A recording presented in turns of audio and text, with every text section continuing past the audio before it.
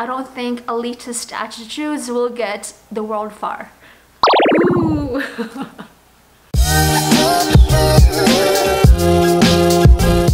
Hello everybody, welcome back to Zevaulia with me, Zeva. It's been a while that I've been on YouTube since the beginning of this year. It hasn't reached 1 year yet, but I've realized that I haven't really introduced myself a little bit more to all my viewers out there. And this is the video where I will do just that. So let's get to it. And I just need to let this out. My name is Zeva, but sometimes when I was younger, some people called me Zeva, so either or, it doesn't matter, Zeva or Zeva.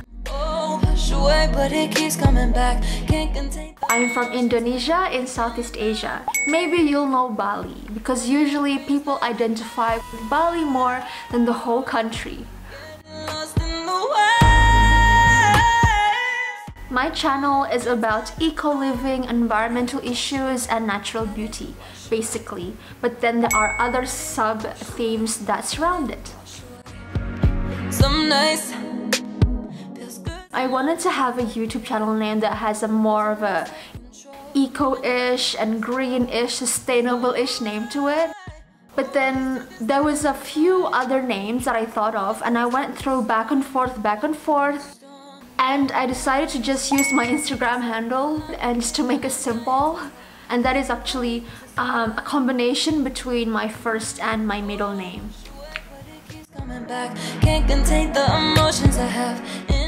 My target audience is anyone really, so I don't have a target audience of a specific age group. Anybody who wants to learn more about environmental issues and, you know, eco-living and how to be more natural in how we take care of ourselves. That's why, you know, the natural beauty bit comes in. So yeah, anybody who's interested with eco-friendly lifestyle and also, you know, sustainability. Even myself, I'm still learning. I'm not like somebody who is an eco-warrior and I have my life all together when it comes to sustainability, eco-friendly living. No, I'm also learning. So here I want to ask people out there who are also interested to come and join the learning process with me. And if I have anything that I have already done since the past, if I have anything that I've already learned since the past that I would like to share, this is the place to go. Since a very young age, I've always been into activism and volunteerism, and I've been active here and there. So now at this time and age where I've accumulated a lot of experiences and I've met a lot of people and I've seen a lot of things that's going around in this world, I think I want to have my own platform for me to share. So the Zevaulia's YouTube channel is something like my passion project. And this is the perfect place for me. So whenever I have the energy and the time to share something that I want to share, this is where I will make that video for you. Another important thing to note is that I've been involved in the development sector at large since my early 20s, and specifically environmental sector as well. And in that sector, I worked with professionals from mid-career levels and up to the high levels. And I noticed that we really need more initiatives where we go into the grassroots, go into society and share some things that are, you know, required to be shared, you know, so we don't only talk about all these jargons on a higher level where a lot of people are really detached and do not really understand or can't really relate on an everyday basis on how to implement all of that, you know, the policies and also the arguments and lobbying and whatever, the projects. So I want something to be more relatable for the society at large. That is one of my main motivations and why I want to start making videos when I can. Because personally, I don't think elitist attitudes will get the world far. Ooh.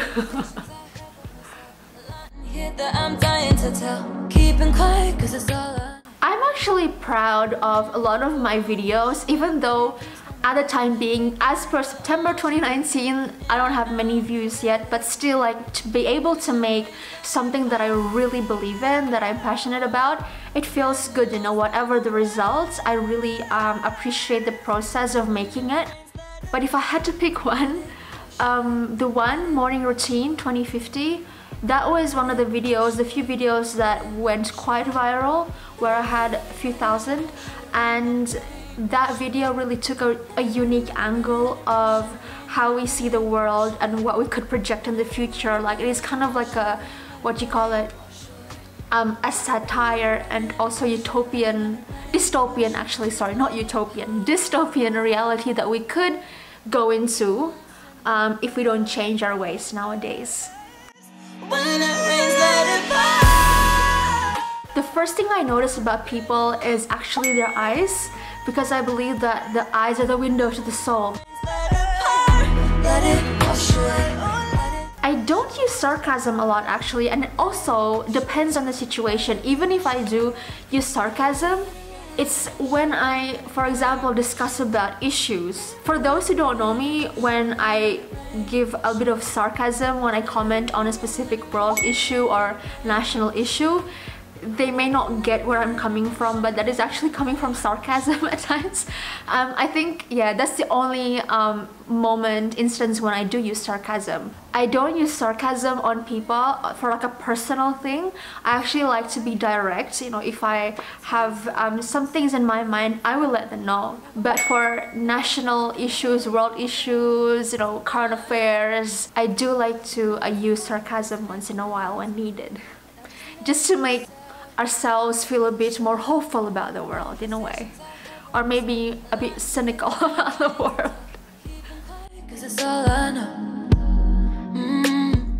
I love smelling the smell of books, especially like books that have been, you know, on the shelves for a while, or a new book even, and then you just kind of sniff through the pages. Okay, that's really weird, but I just love the smell of books. And also the smell of basically any food when I'm hungry, because I'm just hungry like that. And the smell of flowers, and also when you go up the mountains or in areas where it's super crispy clean and you kind of smell and breathe in the air. I love that. The furthest I've been from home would definitely be when I traveled to the States, to the United States. And I could still remember how long the flight was compared to any other flights I've been to, when the starting point is from my home country to every other country around the world. So yeah, USA.